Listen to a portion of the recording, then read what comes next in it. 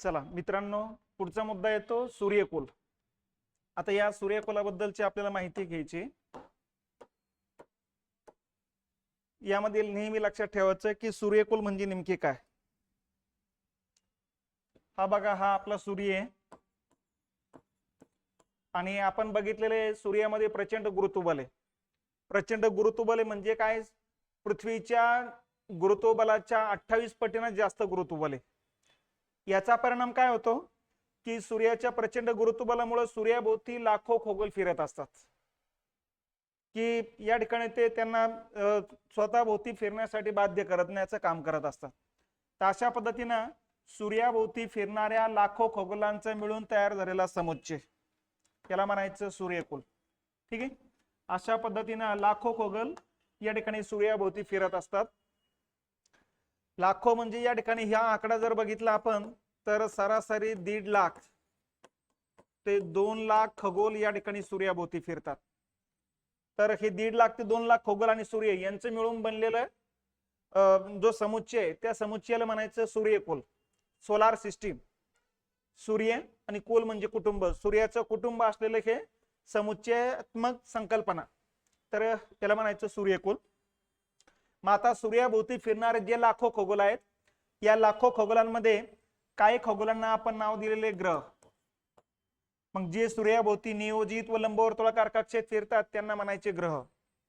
काही खगोलांना आपण नाव दिलेले उपग्रह, जे ग्रहाभोवती फिरत असतात त्यांना म्हणायचे उपग्रह. काहींना नाव दिले आपण लघुग्रह.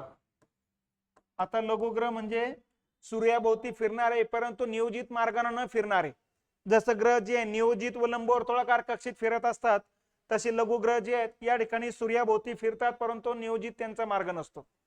ठीक आहे. आणि त्याच्यानंतर काहींना नाव दिलं बटुग्रह. तर अशा पद्धतीनं या ठिकाणी सूर्याभोवती फिरणारे जे लाखो खगोल आहेत या लाखो खगोलांना आपण 4 भागात वर्गीकरण केलेले: ग्रह, उपग्रह, लघुग्रह आणि बटुग्रह. ठीक आहे. यांच्या व्यतिरिक्त या ठिकाणी धूमकेतू सुद्धा येतात, कॉमेट. तर अशा पद्धतीनं कॉमेटची संख्या 20-25 असेल, बटुग्रहाची संख्या 5 आहेत, ग्रहाची संख्या 8 आहेत, उपग्रहाची संख्या 200 ते 300च्या दरम्यान आहे आणि लघुग्रहाची संख्या 1.5 लाखापेक्षा जास्त आहे. ठीक आहे. 1.5 ते 1.25 लाख येतील. तर अशा पद्धतीनं या सर्वांचे मिळून बनलेल्या संकल्पनेला म्हणायचं सूर्यकुल. तर अशा पद्धतीने हे सूर्यकुल आहे. मग आता या ठिकाणी आपल्याला मूळ मुद्दा हा आहे की सूर्याभोवती फिरणारे जे खगोल आहेत, ग्रह, लघुग्रह, उपग्रह, बटुग्रह, धूमकेतू, उल्का, अश्नी, यांची निर्मितीचं कारण काय. यांच्या निर्मितीबद्दल वेगवेगळ्या थिअरी, सिद्धांत या ठिकाणी मांडले जातात. मग कुठल्या कुठल्या थिअरी किंवा सिद्धांत आहे, त्या सिद्धांतामध्ये 4 ते 5 सिद्धांत नेहमी लक्षात ठेवायचं. त्यापैकी पहिला सिद्धांत येतो एक तारका सिद्धांत. आणि हा सिद्धांत मांडलेला आहे बफन्ना, हा फ्रेंच शास्त्रज्ञ. ठीक आहे. मग आता बफन्ना काय सांगितलं ते लक्षात घेऊ आपण. बफन्ना सांगितलं अगोदर सूर्य एकमेव अस्तित्वात होता, बाकीचे ग्रह, लघुग्रह, उपग्रह, बटुग्रह काहीही अस्तित्वात नव्हते. आणि या सूर्यावरती अचानक धूमकेतू येऊन आदळला असला पाहिजे आणि धूमकेतूच्या आघातामुळे सूर्यावरचं वायरूप वस्तुमान बाहेर फेकलं गेलं असलं पाहिजे आणि बाहेर फेकले गेलेलं वायरूप वस्तुमानच या ठिकाणी हळूहळू कालांतराने थंड होत गेलं आणि वायुरूपातून द्रवरूपात आलं, परत थंड झालं, द्रवरूपातून घनरूपात आले आणि या घन भागापासून आजचे ग्रह, लघुग्रह, उपग्रह, बटुग्रह निर्माण होताना दिसतात. तर अशा पद्धतीनं या ठिकाणी त्यांनी सांगितलेल्या या सिद्धांताला नाव पडले एक तारका सिद्धांत. एकच तारा आहे आणि त्याच्यावरती धूमकेतू आदळले गेल्यामुळं बाहेर पडलेल्या वायुरूप वस्तुमानापासून ग्रह, लघुग्रह, उपग्रह, बटुग्रहाची निर्मिती होताना सांगताय. ठीक आहे. नंबर 2 येतोय उल्का सिद्धांत. उल्का सिद्धांत जी थिअरी आहे हे लॉकियरनं मांडलेली आहे.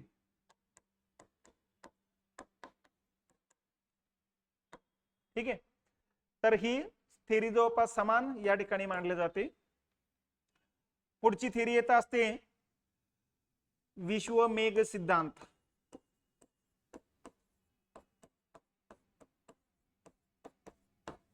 आणि ही मांडलेली आहे इमॅन्युअल कांटनं.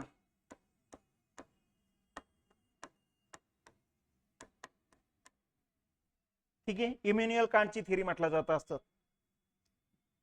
आता इमॅन्युअल कांटनं काय सांगितलं ते लक्षात घ्या. त्यांचं म्हणणं होतं की सूर्यावरती कुठलाही आघात वगैरे झालेला नसला पाहिजे.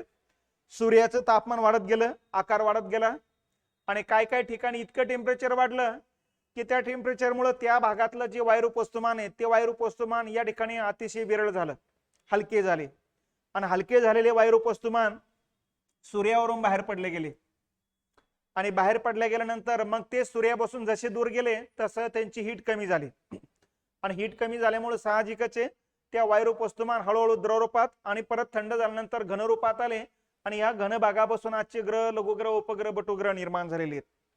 तर अशा प्रकारची ही थिअरी म्हणजेच या ठिकाणी इमॅन्युअल कांटची वैश्विक मेघ थिअरी म्हटलं जात असतं.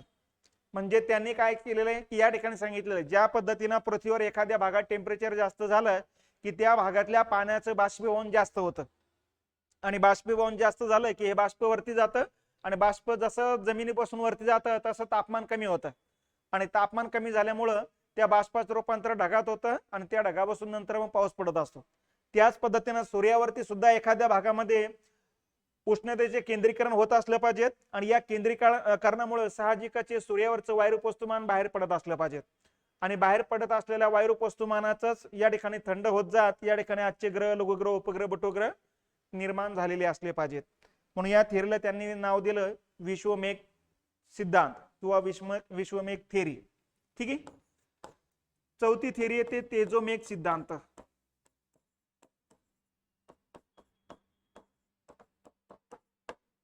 ही अलेक्झांडर लाप्लासनं मांडलेली आहे.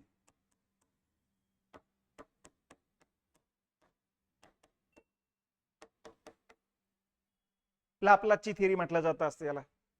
यामध्ये तेजोमेघ सिद्धांत मांडणारे जे काही लाप्लास जे होते यांचं म्हणणं होतं की सूर्यच अगोदर एखाद्या दुसऱ्या एका ताऱ्याचा तुकडा पडून तयार झालेला आहे आणि सुरुवातीला आपला सूर्याचा जो तुकडा होता तो कदाचित असा असला पाहिजे.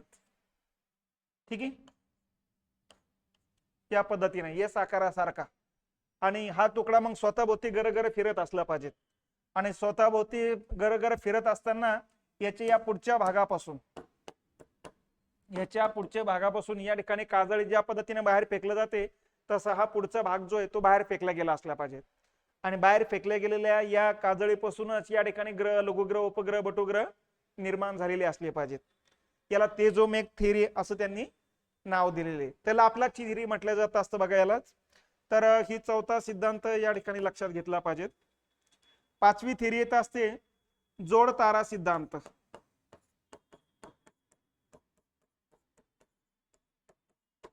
मग ही मांडलेली आहे आर्य लिटलटननी.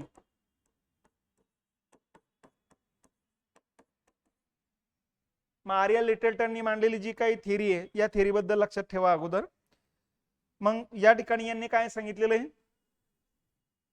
जोड तारा थिअरी मध्ये त्यांनी सांगितलं की आपला हा सूर्य आणि सूर्यापेक्षा दुसरा एक मोठा तारा शेजारी होता. ठीक आहे. आणि हा तारा इतका प्रचंड मोठा झाला की नंतर त्याच्यामध्ये विस्फोट झाला आणि विस्फोट झाल्यानंतर याचे काही तुकडे सूर्यावरती जाऊन आदळले असले पाहिजेत आणि सूर्यावरती झालेल्या आघातामुळे सूर्यावरचं वायुरूप वस्तुमान बाहेर फेकलं गेलं असलं पाहिजे आणि बाहेर फेकलं गेलेलंच वायुरूप वस्तुमानापासूनच या ठिकाणी वायुरूपातून द्रवरूपात, द्रवरूपातून घनरूपात या ठिकाणी हे खगोल आले असले पाहिजेत आणि त्यापासून आजच्या सूर्यकुलाची उत्पत्ती झाली असली पाहिजे. तर अशा पद्धतीने ही साधी थिअरी मांडली या ठिकाणी आर्य लिटलटनने. तर शेजारचा तारा त्याला कारणीभूत असल्याचं सांगितलं जातंय. त्याच्यानंतर आणखीन एक थिअरी लक्ष ठेवायची भरती परिकल्पना आणि ही मांडलेली आहे जीन्स आणि जेफ्रीज या दोघांनी मांडलेली आहे.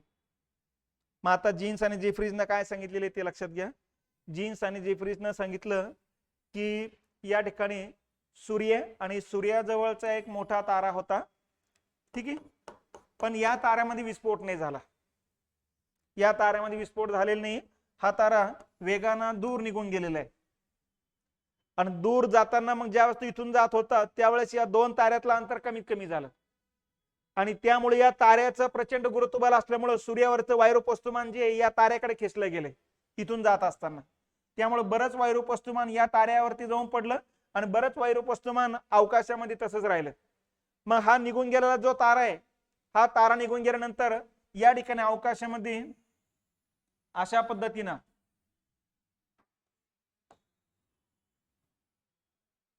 मधल्या भागात फुगीर आणि दोन्ही बाजूला चेपट्या अशा पद्धतीने अब्रिका तयार झाल्या असली पाहिजेत. आणि या अब्रिकेमध्ये हे वैरूप वस्तुमान या ठिकाणी गच्च भरला असलं पाहिजे. आणि ह्या अब्रिकानंतर मग सूर्याभोवती फिरू लागले. ठीक आहे. मग या अब्रिकेमध्ये जे वैरूप वस्तुमान आहे ते हळूहळू थंड होत गेले आणि वायुरूपातून द्रवरूपात आले, परत थंड होत गेलं आणि द्रवरूपातून घनरूपात आलंय. तर अशा पद्धतीनं या ठिकाणी इथं घन भाग तयार झाले असले पाहिजेत. आणि यापासून आजचे ग्रह, लघुग्रह, उपग्रह, बटुग्रह तयार झालेले असले पाहिजेत.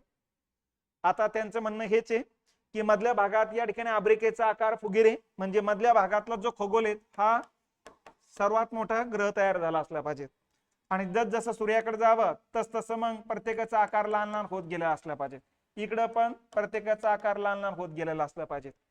कारण मग आकारानं सगळ्यात मोठा ग्रह आपल्याला माहिती आहे गुरु आहे. आणि गुरुपासून सूर्याकडे जाताना आकार लहान लहान होत जातो आणि गुरुपासून पलीकडे जाताना पण आकार लहान लहान होत जातो.